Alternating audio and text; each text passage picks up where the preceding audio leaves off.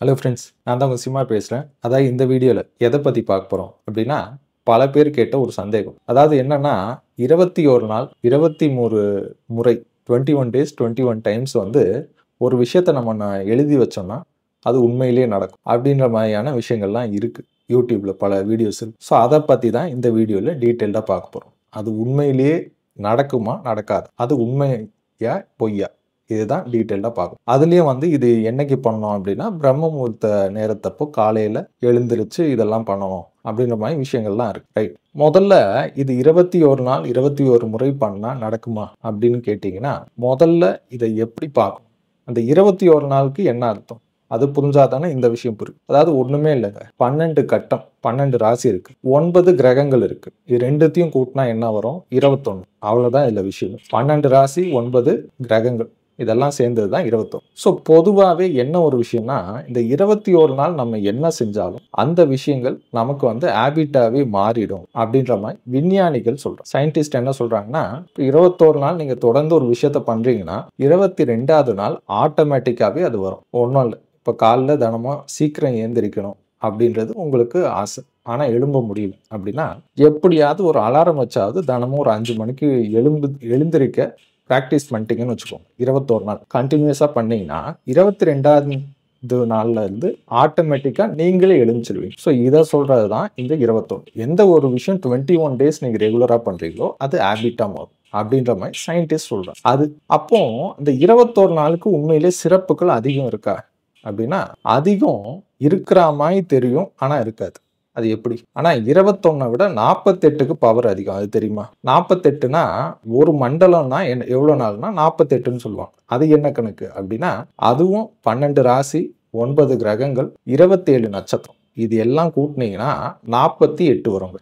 அவ்வளோதான் விஷயம். அதுதான் ஒரு மண்டலம். பொதுவாகவே இந்த 48 நாளில் வந்து விஷயங்கள் கொஞ்சம் அதிகமாக இருக்கு. பொதுவாகவே மருந்து, இந்த சித்தா ஆயுர்வேதா இந்த மாதிரி விஷயங்களுக்கெல்லாம் மருந்து கொடுக்கும்போது பத்தியம் எல்லாம் சொல்லி கொடுப்பாங்க. இந்த ஒரு மண்டலம் சாப்பிடுங்க, 48 நாள் சாப்பிடுங்க அப்படின்னு சொல்லுவாங்க. அது என்ன கணக்குனா, நம்ம தினமும் அந்த மருந்தை வந்து எடுத்துட்டு இருக்கும். அது ஒரு நாள் ஒரு உங்களுக்கு ஏற்ற நட்சத்திரம் இல்லை உங்களுக்கு ஏற்ற கிரகம் வரக்கூடிய நாளில் என்னைக்காவது நீங்கள் எடுத்துட்டீங்கன்னு வச்சுக்கோங்களேன், அது வந்து நல்ல வேலை செய்ய ஆரம்பிச்சிடும். சீக்கிரம் வந்து உடம்பு சரியாகும். அவ்வளோதான் விஷயம். ஸோ 48 நாள் வந்து தொடர்ந்து நீங்கள் மருந்து எடுத்துட்டு இருக்கும்போது தினமும் எடுத்துட்டு இருப்பீங்க இல்லையா, ஒவ்வொரு நாள் நட்சத்திரம் மாறும், ஒவ்வொரு நாள் வந்து ஒவ்வொரு ராசி மாறும், ஒவ்வொரு கிரகங்களோட தன்மைகள் மாறும். ஸோ அப்போ என்னைக்காவது ஒரு நாள் எடுக்கும்போது உங்களுக்கு அது ஆக்டிவேட் ஆகிடும். ஸோ அதனால் உடம்பு சரியாகும் அப்படின்றது தான் ஐதீகம். அப்போ ப்ராக்டிக்கலாக பார்த்தீங்கன்னா 48 நாளில் கரெக்டாக இந்த சித்தாவோ ஆயுர்வேதாவோ எடுக்கிறவங்களுக்கெல்லாம் உடம்பு சரியாயிடுதா அப்படின்னா கிடையாது. பல பேர் பார்த்தீங்கன்னா 6 மாதமாக எடுத்துகிட்டு இருக்கேங்க,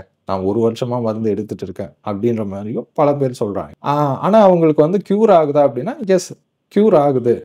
நல்ல முன்னாடி இருந்ததுக்கு இப்போ எவ்வளோ பரவாயில்லைங்க, ஆனால் கொஞ்சம் லேட்டாக தான் ஆகுது அப்படின்ற மாதிரி சொல்லுவாங்க. ஸோ அது ஒவ்வொருத்தர் உடம்பு. சில பேருக்கு பார்த்தீங்கன்னா 1 மாதம் தான் எடுப்பாங்க, அதுலேயே நல்ல ஒரு டிஃப்ரென்ஸ் தெரியும். சில பேர் 6 மாதம் எடுப்பாங்க, அவங்களுக்கு பெருசாக டிஃப்ரென்ஸ் தெரியாது. அது ஏன்னா அவங்க ஜாதகத்துடைய தன்மை. இப்போ வந்து ஒருத்தருக்கு சித்தா உடம்புக்கு ஒத்துக்கும் அப்படின்னா அவங்க சித்தா டாக்டர் எடுத்தாங்கன்னா டக்குன்னு சரியாயிடும். ஒருத்தருக்கு யுனானி ஒத்துக்கும் ஒரு ஜாதக அமைப்பில் இருக்கிறவங்களுக்கு, ஸோ அவங்க யுனானி மருத்துவம் எடுக்கும்போது டக்குன்னு கேட்கும். ஒருத்தருக்கு இங்கிலீஷ் மெடிசன் தான் கேட்கும், ஸோ அவங்க இங்கிலீஷ் எடுத்தால் தான் சரியாகும். ஒருத்தருக்கு ஆயுர்வேதா கேட்கும், ஒருத்தருக்கு ஹோமியோபதி கேட்கும். இந்த மாதிரி நம்ம ஜாதகத்தில் இருக்கக்கூடிய தன்மைகளை பொறுத்து அது மாறும். ஸோ அதனாலேயே இது பாதிக்குது அப்படின்றது தான் புரிஞ்சுக்கணும். அடுத்தது இந்த 48 நாள் வேற எங்க வரும் அப்படின்னா, பொதுவாகவே எல்லாருக்குமே தெரிஞ்ச விஷயம், இந்த சபரிமலைக்கு போகும்போது 48 நாள் விரதம் இருந்து போவாங்க. அது எல்லாருக்குமே தெரிஞ்ச விஷயம். ரொம்ப பக்தியோட, எந்த கெட்ட பழக்கமும் வச்சுக்காம, எந்த சகவாசம், இந்த குடி பழக்கம் இருக்கிறவங்க குடிக்க மாட்டாங்க, ஸ்மோக்கிங் பண்றவங்க ஸ்மோக் பண்ண மாட்டாங்க. பல பேர் வந்து மாலை போட்டு மலைக்கு போகிறதே காரணம் இதுதான். எப்படியாவது இந்த குடிப்பழக்கத்துலேருந்து மீண்டு வரணும், எப்படியாவது வந்து இந்த ஸ்மோக்கிங் ஹேபிட்லேருந்து மீண்டு வரணும் அப்படின்றதுக்காக தான் பல பேர் மாலையை போட்டுட்டு போகிறாங்க. ஸோ அந்த மாதிரி தான் விரதம் இருந்து நான்வெஜ் எல்லாம் சாப்பிடாம வெஜிடேரியனாக இருந்துட்டு ஒரு 48 நாள் விரதத்தை கடைப்பிடிச்சிட்டு போயிட்டு வருவாங்க. சரி, அந்த 48 நாள் ஒரு விஷயத்த ஃபாலோ பண்ணியாச்சுனாலே ஆட்டோமேட்டிக்காக அது ஹேபிட்டாக மாறும். ஏன்னா 21 நாள் பண்ணாலே அது ஹேபிட்டாக மாறும்னு சயின்டிஸ்ட் சொல்கிறாங்க. இப்போ 48 நாள் நம்ம ஆளுங்க பண்ணுறாங்களே, அது அப்போ வந்து ஹேபிட்டாக மாதிரி அதுக்கப்புறமேட்டு யாரும் குடிப்பழக்கத்துக்கு போகவே கூடாது சரியா? ஆனா, அந்த மலைக்கு போயிட்டு வந்து மாலையெல்லாம் கழட்டி வச்சுட்டதுக்கு அப்புறமேட்டு, அன்னைக்கு சாயங்காலமே போற முதல் இடம் என்னன்னா, பார்ல தான் போய் நிப்பாங்க. ஸோ அந்த மாரி தான் அந்த விஷயங்கள் இருக்கு. ஸோ அதே மாரி செயின் ஸ்மோக்கர்ஸும் பார்த்தீங்கன்னா, டக்குன்னு அத விட்டு சிகரெட் விட்டோ வருவாங்களா அப்படின்னா, வர முடியாது. அது டக்குன்னு வந்து திருப்பி வந்து ஸ்மோக்கிங் ஹேபிட்டுக்குள்ள போயிடுவாங்க. ஸோ இந்த மாரி விஷயங்கள் ரிப்பீட் ஆகும். அது ஏன்னா, அந்த ஜாதக அமைப்புப்படி அவங்களுடைய தன்மைகள் பொறுத்து தான் இருக்கு. இது ஜஸ்ட் வந்து 48 நாள் பண்ணியாச்சுன்னா, எல்லாருக்குமே இந்த விஷயம் முடிஞ்சிரும் அப்படின்றது கிடையாது. ஸோ அதுல இப்போ இந்த 21 நாள் வருது. 48 நாளைக்கு இவ்வளோ விஷயம் ஓடிட்டு இருக்கு. இப்போ 21 ஆனா உண்மையிலேயே நெறைய பேர் 21 நாள் பண்ணுங்க, பண்ணுங்கன்னு சொல்றாங்களே தவிர, அதனுடைய தாற்பயம் சொல்றவங்களுக்கு தெரியுதான்னா, அவங்களுக்கே தெரியாது. இல்ல அதுதான் காமெடி. இப்ப நல்லா யோசிச்சு பாருங்களேன். பிஸ்ஸா சாப்பிடும்போது அது தனியா பிஸாவோட தனியா ஏதாவது இது பண்ணணும். ஏதாவது பக்கத்துல சாஸ் குடுத்தாங்கன்னா, அத தொட்டுட்டு சாப்பிட்டீங்கன்னா, ஓகே. இந்த பிஸாவையும், சாம்பாரையும் வச்சு சாப்பிட்டா எப்படி இருக்கும்? அதுதான் நம்ம ஊர்க்காரங்க பண்ணிட்டு இருக்காங்க. அதாவது இந்த 21 நாள் எழுதுறது அப்படின்றது அஃபர்மேஷன் சொல்லுவோம். அது நம்ம ஜோசியத்துல கணக்கே கிடையாது இதெல்லாம். இதெல்லாம் ஃபாரின்ல வந்து கண்டுபிடிச்சாங்க. மேல்நாட்டுக்காரங்க கண்டுபிடிச்சது. அது அவங்களுக்கு வேலை செய்யுதா அப்படின்னா, அந்த லெவலுக்கெல்லாம் வேலை செய்யல. ஆனா, அத நம்ம ஜோசியத்தோட கனெக்ட் பண்றாங்க பார்த்தீங்களா?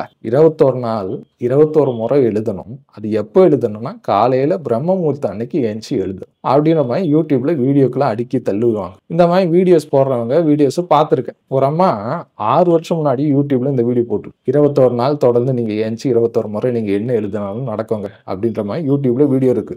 6 வருஷம் முன்னாடி. சரி 6 வருஷம் முன்னாடியே அவங்க போட்டாங்களே, இப்ப எப்படி இருக்காங்க அப்படின்னா, இப்பயும் அதே மாரி வீடியோ போட்டு தான் இருக்காங்க. இப்ப நல்ல இம்ப்ரூவ்மெண்ட். இப்ப 7 நாள் இத எழுதினாலே சரியாயிடும் அப்படின்ற மாரி வீடியோ போட்டுருக்காங்க. ஸோ அதுதான் விஷயங்க. இப்போ பல ஜோசியர்களும் சொல்றாங்க. இந்த 21 நாள் நீங்க எழுதிட்டீங்கன்னா, நீங்க ஆசைப்பட்டதெல்லாம் நடக்கும். எல்லாமே கிடைக்கும். இப்ப அவன் வீட்டு லோனே 50 லட்சம், 1 கோடி, 1,50 கோடி அப்படின்ற மாரி கோடிக்கணக்குல தான் எல்லாருக்கும் கடன் இருக்கு. ஸோ அப்போ 21 நாள் எழுதுனா கடன் அடையணும்ல. அடையுதா அப்படின்னா கிடையாது. இப்போ சில பேருக்கு பெரிய ஆசைகள் இருக்கும். ஏதாவது எப்படியாவது சினிமால நடிச்சிருந்தவங்க, ஆக்டர் ஆயிடணும் அப்படின்ற மாரி சில பேருக்கு ஆர்வம் இருக்கும். அதெல்லாம் எழுதுனா 21 நாள்ல ஆக்டர் ஆயிடுவாங்களா?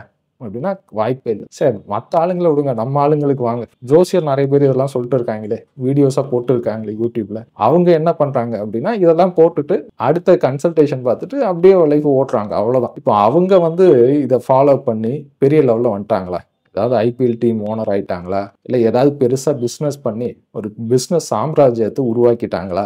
என்ன அவங்க பண்ணிட்டாங்க அப்படின்னா, ஒண்ணுமே கிடையாதுங்க. இதே மாரி 40 யூடியூப் சேனல் போய் இன்டர்வியூ குடுத்துட்டு வண்டிய ஓட்டிட்டு இருக்காங்க. அவ்வளோதான் விஷயம். ஆனா இத பார்த்துட்டு நம்ம ஆளுங்க காலங்காத்தால கஷ்டப்பட்டு எந்திச்சு 21 நாள் எழுதி ஏதேதோ பண்ணிட்டு இருக்காங்க. அதுக்கப்புறமேட்டு அது அவங்களுக்கு ஹேபிட் ஆயிடுச்சுன்னா, அது இன்னும் காமெடி ஆயிடும். இப்போ 21 நாள் விட்டுட்டு 22ஆம் தேதியிலேருந்து நீங்களே எந்திச்சு எழுத ஆரம்பிச்சுருவீங்க. இது நடக்குதோ இல்லையோ. ஸோ இந்த மாரியான விஷயங்கள் தான். நம்ம என்னதான் இருந்தாலும் சரி, நம்ம ஜாதக அடிப்படையில என்ன நமக்கு கிடைக்கணுமோ, எப்ப கிடைக்கணுமோ அப்பதான் அது கிடைக்கும். 21 நாள் எழுதினாலும் சரி, 210 நாள் எழுதினாலும் சரி, சில விஷயங்கள் உங்களுக்கு இல்லன்னா இல்ல. அவ்வளோதான். ஸோ அது இல்லாத விஷயத்த அது எப்படி குடுக்கும்.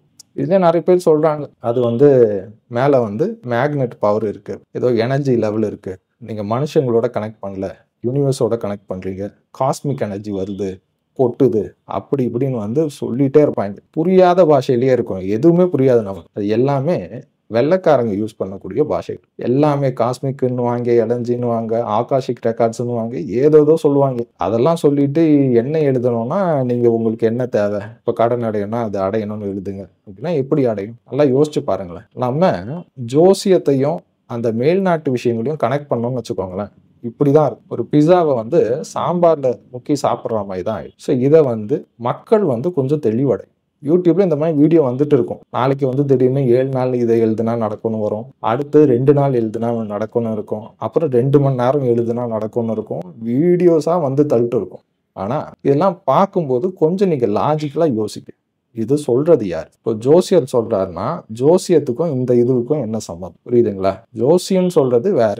இது எல்லாமே வந்து இங்கிலீஷ்காரன் கண்டுபிடிச்சு ஏதேதோ அந்த மேல்நாட்டுல சொல்லக்கூடிய விஷயங்கள்ங்க. இது எல்லாமே. நம்ம ஊருக்கும் இதுக்கும் ஏதாவது சம்மந்தம் இருக்கா? லிங்கேஜ் இருக்கா? அப்படின்னா துளி கூட கிடையாது. ஆனா இத வச்சு வியூஸ் இந்த மாரி வீடியோஸ் நம்ம போட்டோம்னாலும் வியூஸ் நெறைய பிச்சுக்கும். சரியா? இது நடக்குதோ இல்லையோ போட்டோம்னா வியூஸ் பிடிச்சுக்கோங்க. அவ்வளோதான் விஷயம். ஸோ அந்த மாரி தான் YouTube போயிட்டு இருக்குங்க. ஸோ அதனால இது கொஞ்சம் புரிஞ்சுக்கோங்க. சரியா? Thank you friends.